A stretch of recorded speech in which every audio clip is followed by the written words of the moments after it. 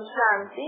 अज मिठा मिठा श्री बाबा ब्रह्मा जी तन द्वारा चवंदा मीठे मीठे बार बाबा चवंदा बुद्धि खे हेॾे होॾे न भटकायो, पंहिंजी बुद्धि खे हिकु जगह ठिकानो हुजणो खपे। जॾहिं बि असां भगवान खे यादि करण वियूं या जीवन में असांखे हिकु जी मत ते हलणो खपे।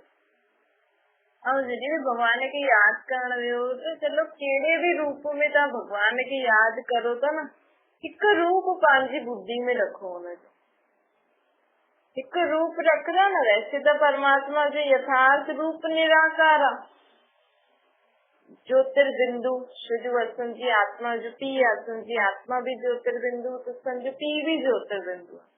वैसे तो सही रीति पंहिंजी बुद्धि में भगवान जो रूप कहिड़ो हुजणो खपे, निराकार ज्योतिर्बिंदु। गुरु नानक देव भी चवंदा न, एक ओंकार, हिकु उहो ई ओंकार। ओंकार अर्थात आत्मा, ओम अर्थात आत्मा हूंदी आहे निराकार। जो ओम उच्चारण कंदा आहियूं हुन सां असांजी आत्मा जागदी आहे। हिन समय माण्हू चवंदा न, जागो जागो, कंहिंखे चवंदा आहिनि? आत्मा खे चवंदा। असां अखियुनि सां त माण्हू रोज सुबुह जो उथे थो, चवंदा असां अखियुनि सां त खुलियल ई जागल ई आहियूं, लेकिन असां पंहिंजी आत्मिक स्मृति सां सुम्हल आहियूं। असांजी बुद्धि अञा ताईं सुम्ही पई आहे, असांजी बुद्धि रूपी अख बंदि थी वियो आहे, जो असां स्वयं खे शरीर सम्झी वेठा आहियूं, खुद खे आत्मा नथा सम्झूं। यह निशानी आहे, असां खुद खे आत्मा नथा सम्झूं, परमात्मा के निराकार रूप में नथा यादि करूं। ये निशानी आहे कि असां अञा सुम्ही पिया आहियूं। त बाबा चवंदा जंहिं ॾींहुं तव्हां खुद खे आत्मा सम्झण लॻी वेंदव न, परमात्मा खे निराकार रूप में यादि करण लॻी वेंदव। उन ॾींहुं तव्हां सम्झो जगी वियो था। छो जी अञा ताईं जीअं न माण्हू केरु हूंदो आहे, लेकिन उहो अलॻि अलॻि कवर पाईंदो आहे मुंहं ते। कॾहिं कंहिंजो मुंहुं मास्क लॻाईंदो, जेके मास्क चईंदा आहिनि न, कॾहिं कंहिंजो मास्क लॻाईंदो। ईअं भगवान जो रूप निराकार आहे, लेकिन हुन निराकार खे केरु कंहिंजे शरीर जे रूप में यादि थो करे, कोई कहिड़े शरीर जे रूप में यादि थो करे, कोई हाथी जहिड़े रूप में यादि थो करे, कोई बंदर जहिड़ो, कोई गुरुअनि जहिड़े रूप में यादि थो करे, कोई जीव जंतु जानवरनि जे रूप में यादि थो करे, कोई पेड़नि जे रूप में यादि थो करे। भई सम्झो तव्हांखे पेड़ जो रूप, ये मास्क पाईंदे न या कवर, अहिड़ा कपिड़ा पाए छॾो पेड़ जहिड़ा, पोइ अॻियां त पेड़ ई नज़र ईंदो, पुठियां तव्हां आहियो। कोई पेड़ जहिड़े रूप में यादि थो करे, त कोई सूर्य, चांद, तारा, कोई कण कण मिट्टी तिकर पितर में भगवान जो रूप थो ढूंढे। त इहे इलाही मास्क भगवान खे पाए छॾिया अथनि, लेकिन असली भगवान जो रूप छा आहे? निराकार ज्योतिर्बिंदु। त असां अञा तेसि ताईं सुम्ही पिया आहियूं, जेसिताईं असांजी बुद्धि में सम्झ में न ईंदो न कि मां आत्मा भी निराकार ज्योतिर्बिंदु, मुंहिंजी आत्मा जो पीउ भी निराकार ज्योतिर्बिंदु। जेसिताईं असांखे सम्झ में न ईंदो, जेसिताईं असां हुन रीति मञी करे न हलंदासीं, तेसिताईं तव्हां हिन अखियुनि सां जागदा हुआ भी सुम्ही पिया आहियो। पोइ तव्हांजी बुद्धि कॾहिं भगवान जे कहिड़े रूप में वेंदी, कॾहिं कहिड़े रूप में वेंदी, कॾहिं कंहिंमें वेंदी, कॾहिं कंहिंमें, इहो थी वियो बुद्धि सां भटकण। असांजी बुद्धि भटकी आहे न, हिन करे असां जा पेर भी भटकण था। मतिलबु असां हेॾे होॾे माण्हू जो वञे थो, अॼु अमृतसर थो वञे, अॼु वैष्णो देवी थो वञे, अॼु हरिद्वार थो वञे, अॼु काथे थो वञे, अॼु काथे थो वञे न, अॼु हिन देवी वटि, अॼु हिन गुरू वटि। पोइ चईंदा सभु भगवान जो रूप आहिनि न। छो घुमण जो शौक़ु आहे न माण्हुनि खे, भगवान सां कंहिंजो कोई मतिलबु न आहे। अगरि भगवान खे माण्हू खे पाइणो हुजे हा न, अगरि भगवान सां प्राप्ति करण जी इच्छा हुजे हा माण्हू जी, त उहा हेॾे होॾे भटकी न, पंहिंजो मन परम धाम में परमात्मा वटि लॻाए। अज माण्हू जी बुद्धि भटकी आहे न, इन करे माण्हू सोचे तो अरे चलो हिन वटि दर्शन करे अचूं, काथां जा असांजो भलो थींदो, काथां जा भगवान ॿुधंदो। छोकी असां भगवान जे यथार्थ राम रूप खे न पहचानो, खुद खे शरीर समझी छॾियो आहे न। असां खुद खे भी शरीर सां सॼो ॾींहुं खुद खे छा था सम्झूं, मां शरीर ई आहियां न, कॾहिं सोचियो था मां आत्मा आहियां। अॼु खां पहिरियों के भी गुरु संत सन्यासी के भी ग्रंथ शास्त्रनि में लिखल आहे खुद खे आत्मा समझो, तव्हां आत्मा आहियो, शरीर वस्त्र आहे, के अभ्यास करायो तव्हांजा। लेकिन भगवान खे सच छो चईंदा आहिनि, छोकी भगवान इहो ई सच असांखे अची करे ॿुधाईंदो आहे ऐं असांखे चईंदो आहे कि ॿार तव्हां खुद खे आत्मा समझो। इहो ई पाठ पक्को कराए कराए असांखे आत्मा निश्चय कराईंदो आहे कि असां सभु आत्मा ई आहियूं।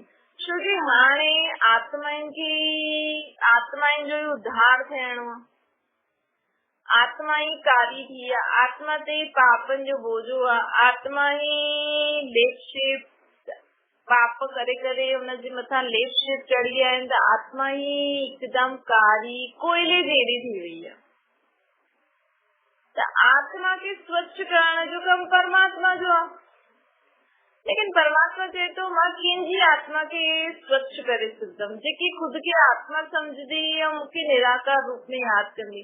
छोजी मूंखे त आत्मा खे साफ़ करणो न, तव्हां खुद खे शरीर समझंदा ऐं चईंदा मुंहिंजा पाप जा पाप धोया बि मां खुद खे शरीर समझी सोचंदो कि मां अहिड़ी आहियां। खुद जो जॾहिं बि तव्हां पाप करो, जॾहिं बि तव्हां कोई भूल करो, जॾहिं बि तव्हां कोई तीर्थ करो, स्नान करो, ग्रंथ शास्त्र पढ़ो ऐं सोचो कि भई इहे करण सां मुंहिंजा पाप धुलजंदा, त इहे सोचो मुंहिंजी आत्मा जा पाप धुलजंदा, मां आत्मा में जेको कारोपन आहे उहो मिटंदो। हाणे ग्रंथ शास्त्र पढ़ण सां, तीर्थ करण सां आत्मा जो कारोपन निकिरंदो छा? जेसिताईं तव्हां हुन ग्रंथ शास्त्रनि में छा लिखल आहे हुनखे पंहिंजी आत्मा में धारण न कंदव, हुनखे सम्झंदव न, ओड़ा कर्म न कंदव, तेसिताईं तव्हांजा पाप न धुलजंदा। जेसिताईं तव्हां परमात्मा खे यादि न कंदव तेसिताईं तव्हांजा पाप न धुलजंदा। छोकी अॼु माण्हू कुझु पढ़े थो, सम्झे ई नथो, ओड़ा कर्म करे नथो, त रोज पाप करे थो, भगवान खे भी यादि करे थो, पाप भी करे थो, त पापनि जो बोझो घटि त थिए नथो, ॿियो ई वधंदो थो वञे। छोकी यथार्थ रीति भगवान खे नथो यादि करे ऐं इहे पहचाने ई नथो कि मुंहिंजी आत्मा जे मथां पाप लॻल आहिनि ऐं मुंहिंजी आत्मा मां रोज रोज पाप करां थो, त भई अॼु अगरि सम्झो था भगवान खे यादि करे पापनि खे मुक्ति ठाहो थोरे बहुत, त असांखे अॼु खां सुठा कर्म बि त करणा पवंदा न, ताकि वापसि न चढ़नि पाप। त इहे सम्झाने असांखे परमात्मा ॾींदा आहिनि। असांजो पीउ असांखे इहे सम्झ ॾेई सघंदो आहे कि हे जीव जी आत्मा आहियूं, खुद खे आत्मा निश्चय करो, मूंखे निराकार रूप में यादि करे मां जीअं चवां थो सोचो, ॻाल्हायो, कर्म करो, त तव्हांजे पापनि जो बोझ ख़तम थी वेंदो। ऐं अॼु खां जो तव्हां सुठा कर्म कंदव मुंहिंजी मत ते हली करे, हुनजे फलस्वरूप तव्हांजो पुण्य जो खातो जमा थींदो वेंदो, त तव्हांजो अॻियां जो जीवन सुठो थींदो वेंदो। त बाबा असांखे छा था सम्झाइनि, बुद्धि खे भटकायो न, पंहिंजी बुद्धि खे सदा हिकु ठिकाने ते रखो। बुद्धि में सम्झ हूंदी आहे न, बुद्धि में मत हूंदी आहे। अगरि असां बुद्धि द्वारा परमात्मा सां जुड़ल हूंदासीं, असांजे मन में परमात्मा जी यादि, बुद्धि में परमात्मा जी श्रेष्ठ मत, हुनजी सम्झ, हुनजी ॻाल्हियूं हूंदियूं। अॼु ॿार खे अगरि बुद्धि में माउ पीउ जो सम्झायो अथई उहो हूंदो त उहो ओड़ा ई कर्म कंदो। अॼु ॿार जो पढ़ाई पढ़ंदो उहो हुनजी बुद्धि में वेंदी, अगरि हुनजी बुद्धि में हुन प्रश्न जो उत्तर हूंदो, हुन सुठी रीति यादि कयो, नहीं त लिखंदो, न त लिखी सघंदो। ईअं ई तव्हां जो भी ग्रंथ शास्त्र पढ़ो था, जो भी ज्ञान जी ॻाल्हियूं ॿुधो था, जो भी जीवन में सुख शांति कीअं रहे, ये ॻाल्हियूं जो तव्हां ॿुधो था हिनखे पंहिंजी बुद्धि में धारण करो। और जॾहिं भी कोई अहिड़ी ॻाल्हि अचे त हुनमें असांजी बुद्धि में उहो आंसर हुजणो खपे कि भई अहिड़ी ॻाल्हि आहे त असांखे हिन में ईअं करणो खपे ताकि असां परेशान न थियूं। असांखे जीअं परमात्मा चईंदा आहिनि सदा संतुष्ट रहो। अगर असांजी बुद्धि में ये ॻाल्हि वेठी हूंदी कि मूंखे जीवन में सदा संतुष्ट रहणो ई आहे त कहिड़ी बि असंतुष्ट ॻाल्हि हूंदी, समझो तव्हांजे घर में ॿार घटि मार्क्स खणी आयो, लेकिन तव्हांजी बुद्धि में छा आहे, परमात्मा छा चईंदो आहे कि सदा संतुष्ट रहो। तो वो जेतिरा भी मार्क्स खणे थे, वो फेल थी थे, वो कुछ भी करे थे, उन सां तव्हांखे संतुष्ट रहणो। तव्हां चओ भई घटि मार्क्स खणी ईंदो, फेल थी ईंदो, लड़ाई झगड़ो करे ईंदो, त कीअं असां संतुष्ट रहंदासीं? त बाबा चवनि था कि ॾिसो, अगरि तव्हां हुन में सोचो चलो इन आत्मा खे जेतिरो भी समझ में अचे तो, जहिड़ा भी इन जा कर्म अथसि उन अनुसार उनखे जीवन मिलियो। भई पढ़ाई भी पिछले जन्मनि जे कर्मनि अनुसार मिलंदी आहे। अगर पिछले जन्मनि जा कर्म सुठा हूंदा आहिनि त हिन जन्म में तव्हांखे पढ़ाई भी सुठी करण लाइ मिलंदी, तव्हांजी बुद्धि स्वच्छ हूंदी, सुठी हूंदी। छोकी पढ़ाई बुद्धि में धारण थींदी आहे न। ॿी ॻाल्हि हूंदी आहे कि अगरि ॿार कि पढ़ाई नथो करे या हुनखे सम्झ में नथी अचे त माउ पीउ खे सम्झणो खपे, चलो ठीकु आहे हिनजी बुद्धि में इहे न ॿी कोई ॻाल्हि थिए थी, उहो ॾिसूं असां संतुष्ट रहो। चलो ठीकु आहे, पढ़ाई में ठीकु न आहे लेकिन हिन ॻाल्हि में त ठीकु आहे, कम से कम कोई त गुण हूंदो न, हुन गुण खे यादि करे हुन सां संतुष्ट रहणो ई पवंदो असांखे। न त जीवन कीअं जींदासीं? जे नुंहुं आहे, ससु आहे, पुटु आहे, धीउ आहे, जो भी तव्हांजी घर गृहस्थी में माण्हू आहिनि, उन्हनि जी कोई न कोई गुण वारी ॻाल्हि खे ध्यान में रखी करे तव्हां हुन माण्हू सां संतुष्ट रही सघंदा आहियो। बाबा चवनि था अगरि तव्हां परमात्मा जी श्रीमत बुद्धि में रखी भई मूंखे भॻवानु चए थी तोखे सदा संतुष्ट रहणो अथई, ख़ुशि रहणो अथई, त असांखे उहो ॻाल्हि असां भई भॻवान खे बि चई सघंदा आहियूं। बाबा तव्हां त चईंदा संतुष्ट रहो, हाणे हिन ॻाल्हि में कीअं संतुष्ट रहो? त परमात्मा तव्हांजी ज़रूर मदद कंदो। अगरि तव्हांखे न सम्झ में अचे मां कीअं संतुष्ट रहां त परमात्मा खे यादि करे उनखे चओ, वो तव्हांखे कोई न कोई सुठी ॻाल्हि ज़रूर ॾेखारींदो जंहिंसां तव्हांखे लॻंदो कि हा भई हाणे मां संतुष्ट आहियां। त बाबा चए थो ॾिसो, तव्हां कंहिंखे बि ब्लेम न करे सघंदा। अॼु अगरि तव्हांजो ॿार नथो पढ़े त ज़रूर तव्हांजे घर जो वायुमंडल ठीकु न हूंदो। हिकु कारण इहो बि थी सघंदो आहे, हिकु कारण थी सघंदो आहे हुनजे कर्मनि में न आहे, कर्म पिछले जन्मनि जो बोझो एॾो आहे कि हुनजी बुद्धि में हू पढ़ाई वेहे ई नथी। असांजे पिछले जन्मनि जे जेका कर्म हूंदा आहिनि न, उहे आत्मा ते बोझ हूंदा आहिनि, त उहे एॾा भारी हूंदा आहिनि जो छोकी पढ़ाई त शुद्ध हूंदी आहे न, ऐं अशुद्ध बुद्धि, बोझ वारी बुद्धि का कीअं धारण कंदी? तो पढ़ाई असांजी बुद्धि में धारण थिए न, हुनजे लाइ शुद्धता खपे असांजी बुद्धि में।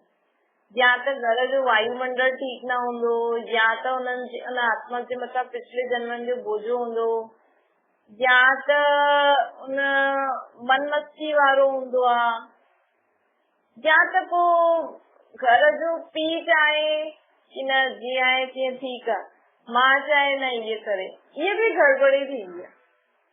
भई मां चाहे मुंहिंजा पुट मुंहिंजा ॿार वॾे स्कूल में पढ़नि, पीउ चाहे न जीअं बि आहिनि नॉर्मल लाइफ जीअनि, भई ज्यादा हाई फाई न खपे,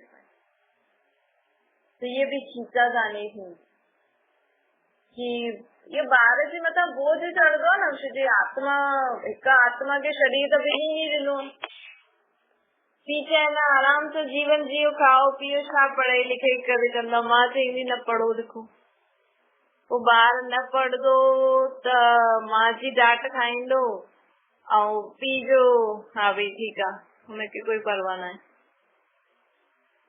त बाबा चवनि था ॾिसो इहे ॾाढी कर्मनि जी गति ॾाढी गुहीअ हूंदी आहे। हिक ई घर में सम्झो 10 ॼणा आहिनि ऐं हिकु ॿार आहे, वो 10 ॼणा चवनि हुन ॿार जे लाइ अलॻि अलॻि एक्सपेक्टेशन रखनि। वो चवनि मूंसां बि ॻाल्हाए, मूंसां बि वेह, मूंखां बि ईअं कर, ऐं ॿार पढ़ाई कॾहिं करे पोइ पढ़ाई कॾहिं करे ॿुधायो। ॿार जो दिमाग़ बि भई पढ़ाई त वैसे ही बोरिंग थींदी आहे अॼुकल्ह जी न, हेॾो कोर्स पढ़ाई में तो ॾाढे घटि ॿारनि खे इंट्रस्ट ईंदो आहे। भई ईअं लॻंदो आहे की हा भई इहो वॾो स्कूल आहे, हीअं आहे, त सोचो हा मां वॾे स्कूल, लेकिन वॾे स्कूल में वो पढ़ाई बि त पढ़णी पवंदी। अॼु माण्हू सिर्फ़ शो ऑफ ॾिसनि था, ॿार बि यही शौक़ अथनि हा भई मां वॾे स्कूल में वञा, हुते ईअं थींदो आहे, ईअं थींदो आहे, लेकिन पढ़ाई बि त करणी पवंदी। ऐं पढ़ाई आहे बोझ वारी, ऐं घर में 10 ॼणा 10 ॼणनि सां हुनखे ॻाल्हाइणो करणो, त पढ़ाई कीअं कंदो ॿार ॿुधायो। पोइ न करे त पोइ हुनखे डांटनि मारनि की तूं पढ़े नथो पढ़े नथो। हाणे जॾहिं खेॾण समय, कमु चइण समय त यादि न थियो अथई, उन समय त चओ त सॼो ॾींहुं पढ़ंदो छा, लेकिन 1-2 घंटो बि पढ़े, कम से कम घर में शांति त हुजे। अॼुकल्ह स्कूलनि में बि शांति आहे, अॼु इहो प्रोग्राम, अॼु इहो प्रोग्राम, अॼु हीअं हूअं, पढ़ाई कीअं वेंदी ॿारनि जी बुद्धि में। पोइ माण्हू चवंदा आहिनि पढ़ण वारा त कीअं बि पढ़े, सभिनि जी बुद्धि त सुठी न हूंदी आहे। स्कूलनि में बि त इहो ई आहे न, अॼु इहो डांस, अॼु इहो प्रोग्राम, अॼु इहो फिल्मनि जा गाना था हलनि, ॿारनि खे बि कराइण लाइ। पहिरियों ॾिसो जो बि विद्यालय हूंदा है, स्कूल हूंदा है, किथे शांति जगह ते हूंदा हुया न, भई पढ़ाई शांति में पढ़बी है, शुद्ध बुद्धि। अॼु टीचर भी सोचदी जल्दी सां कोर्स कराया, छुट्टी करा, कोर्स ॾाढो आहे। ट्यूशन वारी भी सोचदी जल्दी सां कराया, छुट्टी कराया, माँ बाप भी चवंदो भई जल्दी कर, ॿार भी चवंदो हा जल्दी जल्दी कर। त बाबा चवंदा कि हाणे ॾिसो हर हिकु ॻाल्हि में, न सिर्फ़ ॿारनि जी, घर में माण्हू हिक ॿिए सां जो असंतुष्ट आहिनि, या धन जे कारण, या संबंध जे कारण, या कंहिं भी कारण, त हुते हिक जी ग़लती न हूंदी आहे। अगर घर में हिकु ॼणो भी तव्हांखे ख़राब लॻे थो त पहिरियों खुद खे ॾिसो, भई मुंहिंजी त कोई ग़लती न आहे जंहिंजे कारण ये ख़राब, मूंखे हिनजी बुराई नज़र अचे थी।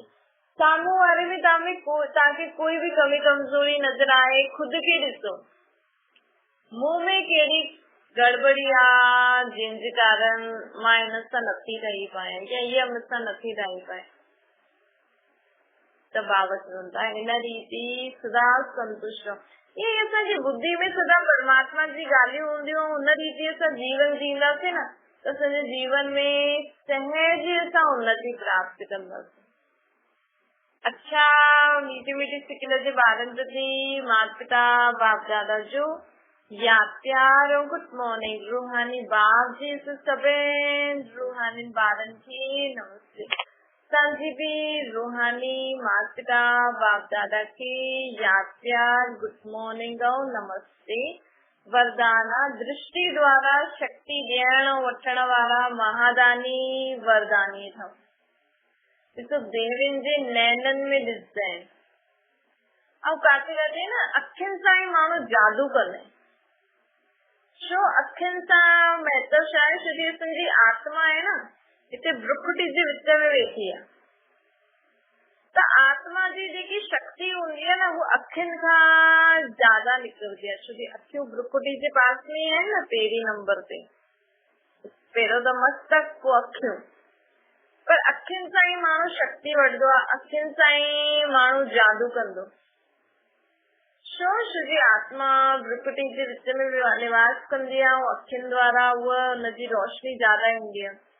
त असां सदा असांजी आत्मा में शुद्ध संकल्प हुजणु खपे।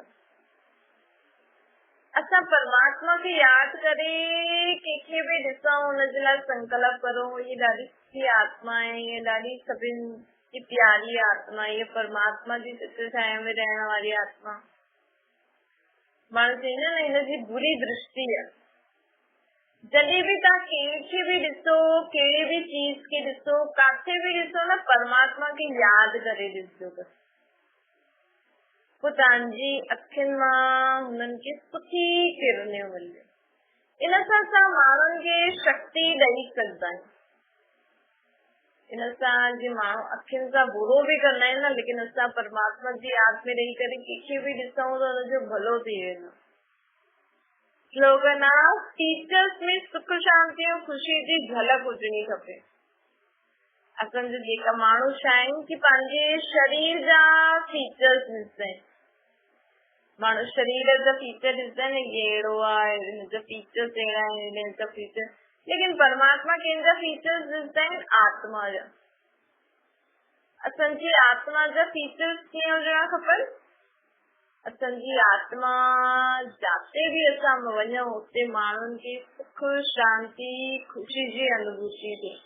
मतलब असांजी आत्मा में सदा सुख जा आत्मा सदा सुठी, एतिरी सुठी ॻाल्हि सोचे, एतिरो सुठी रीति जीवन जीवे कि उहा सदा सुखी आहे, सदा खुश आहे, सदा शांत आहे। वो कॾहिं जॾहिं असांजी आत्मा में ज्ञान गुण शक्तियूं हूंदियूं न, तॾहिं असांजी आत्मा सदा सुख स्वरूप। भले असां वटि सुठो घर आहे न आहे, गाॾी कपिड़ा चीजूं आहिनि न, लेकिन आत्मा सदा पंहिंजे सुठी सोच परमात्मा जी यादि में रही करे, परमात्मा जो गुणगान करे, हुनजी महिमा करे, हुनजी पालना में पली करे, सदा सुख स्वरूप आत्मा। दाल रोटी में भी 36 प्रकार के भोजन जो अनुभव करण वारी आत्मा, सदा शांत रहने वाली आत्मा, सदा संतुष्ट खुश जीवन में असांजी आत्मा जॾहिं सदा ही खुश रहेंगी न, चाहे कोई कहिड़ो भी हुजे, लेकिन उनजी विशेषताउनि खे ॾिसी करे खुद के परमात्मा जो ॿार समझी करे, या कोई न कोई अहिड़ी ॻाल्हि सदा बुद्धि में यादि रखो जिसां असांखे सदा खुशी रहे। असांजी आत्मा जा फीचर्स छा थी वेंदा? सुख शांति खुशी पवित्रता।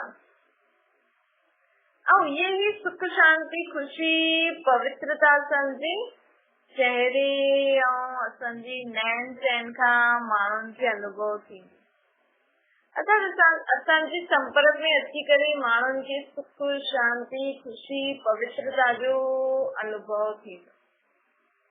त ॾिसो, तव्हांखे ॾिसी करे तव्हांजे जीवन में केतिरी बि तकलीफ़ियूं आहिनि। कोई माण्हू हूंदो आहे न कि जीवन में एॾी सारी तकलीफ़ियूं हूंदियूं आहिनि, तव्हांखे पतो आहे कि फलाणी सां ईअं थियो, तव्हां सोचो अरे वीचारी कीअं हूंदी, लेकिन जॾहिं तव्हां हुन सां मिलो, वो एॾी ख़ुशि, एॾी सुख, एॾी शांत, एॾी मस्ती में आहे कि तव्हांखे हिनखे एतिरो दुख आहे। अहिड़ा माण्हुनि जी आत्मा जो फीचर्स कहिड़ा हूंदा आहिनि? सुख शांति खुशी पवित्रता। त असांखे न माण्हू त पंहिंजे शरीर जा फीचर्स ठाहींदा आहिनि, माण्हू त पंहिंजे शरीर खे ठाहींदा रहंदा आहिनि, लेकिन परमात्मा चवंदा आहिनि कि तव्हांखे पंहिंजी आत्मा खे, तव्हांजी आत्मा सदा सुख स्वरूप शांत स्वरूप खुश रहण वारी शक्तिशाली स्थिति में स्थित रहण वारी आत्मा हुजणी खपे, ताकि तव्हांखे ॾिसी करे ॿियनि माण्हुनि जो भी फ्यूचर ठही वञे। माण्हू भी ॾिसनि, अरे हिनखे एॾो दुख आहे त बि एॾी ख़ुशि आहे, मां भी अॼु खां ईअं हलंदा। अरे ॾिसी अहिड़ी हालत में भी कीअं मेहनत करे जीवन जीअनि था, कीअं जीवन में संतुष्ट थी हलनि था, मां भी ईअं हलंदमि।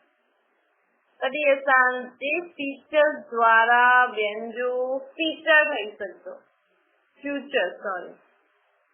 अच्छा, ओम शांति। बाबा खे यादि करो।